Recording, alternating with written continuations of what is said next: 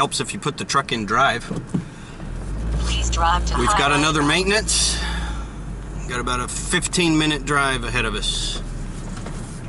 This one is a prepaid maintenance, and there's no data on the equipment, so we will see what we have when we get there.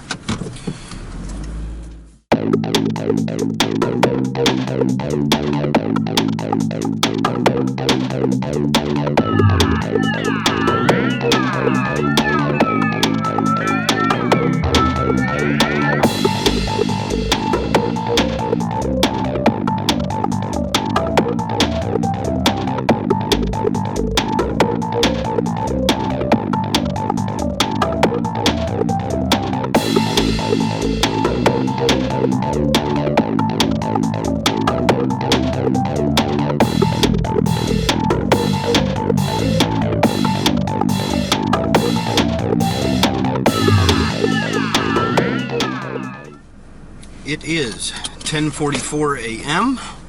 and we have arrived to our next maintenance, and the patient is just over there. Looks like we've got a heat pump package unit.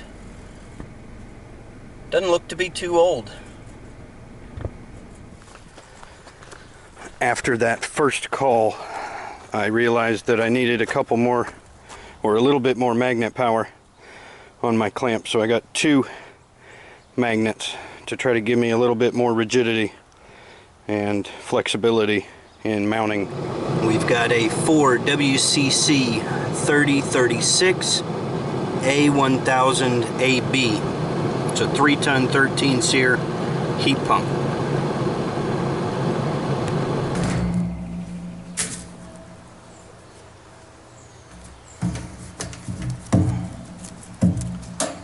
So we've got the repeater probe. T1 on the repeater probe is going to be measuring the discharge line temperature. T2 on the repeater probe is going to be measuring outdoor ambient.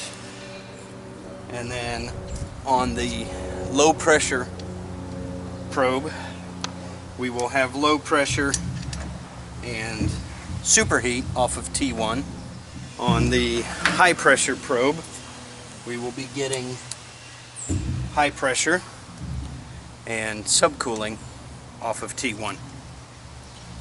You could use T2 on those pressure probes to give you your outdoor ambient and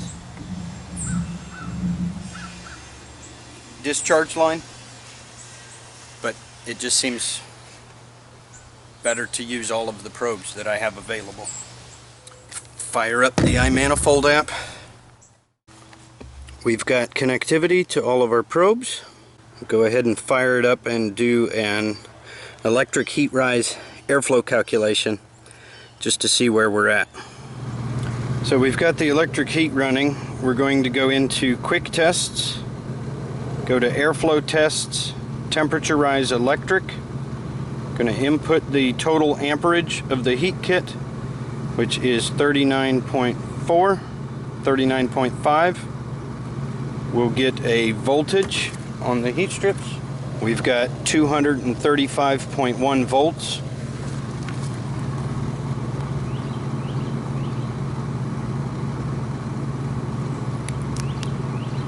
That gives us 9,286 watts. We'll go to capture active data. At this point, we've got a 71.8 return and a 90.3 supply, which gives us 1,608 CFM.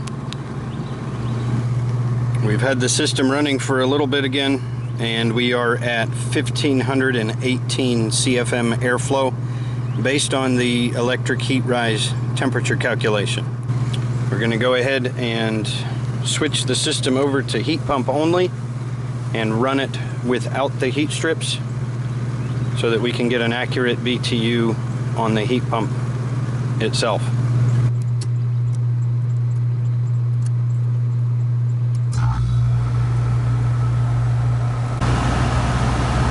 We're going to input the electrical data on a package unit. Power factor of 0.95. The line 1 amps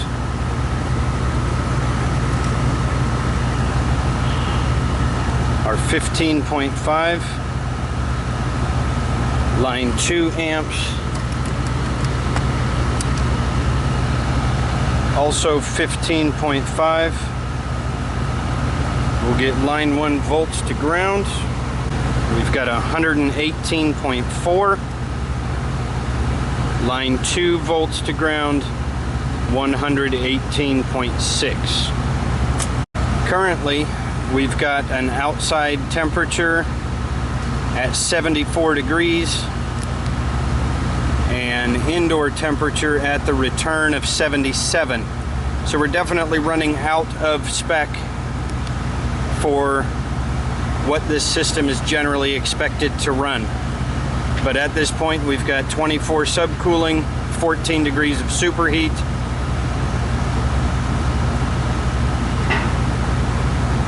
At this performance level, we are calculating tonnage at 4.36, a total BTUs of 52,300. We did do an AAB airflow calculation at the return grill, and we came out with 1166. I would trust that more than the electric heat temperature rise in this situation. At these temperatures, it's not unusual to see a 408 over 400 high side pressure, 136 low side pressure, superheat, and subcool in those ranges. Since we are running the heat at levels that don't give us very good readings as far as actual performance, I mean, we've got pressures where we want them, and everything we see is expected, but we went ahead and switched the profiling to cooling, and we'll run the system in cooling for a few minutes and see how the system performs in cooling.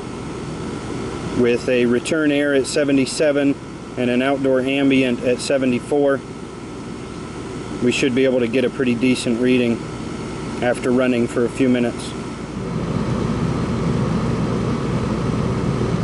We're looking pretty good.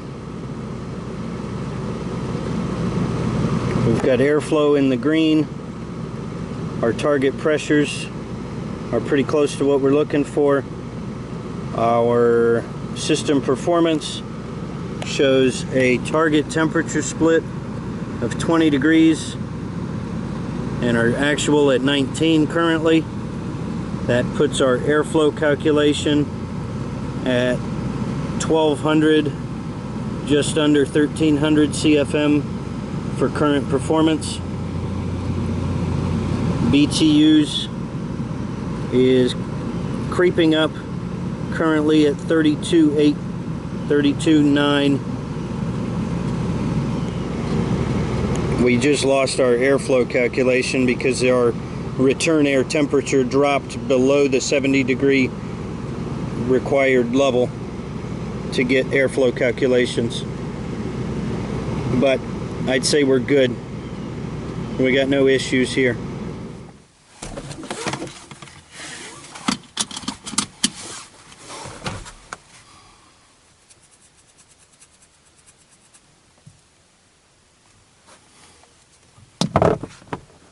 Hello. How are you? I'm wonderful. I'm finished over here at Trogdon. Say it ain't so.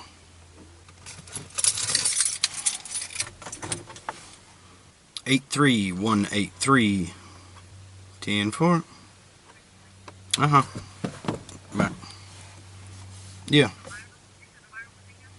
They said it was in stock, yeah.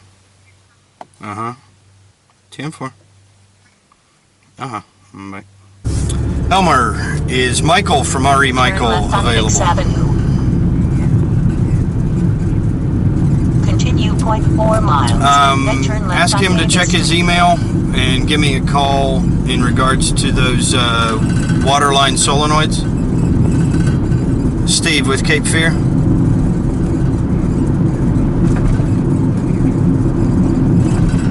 It is 910.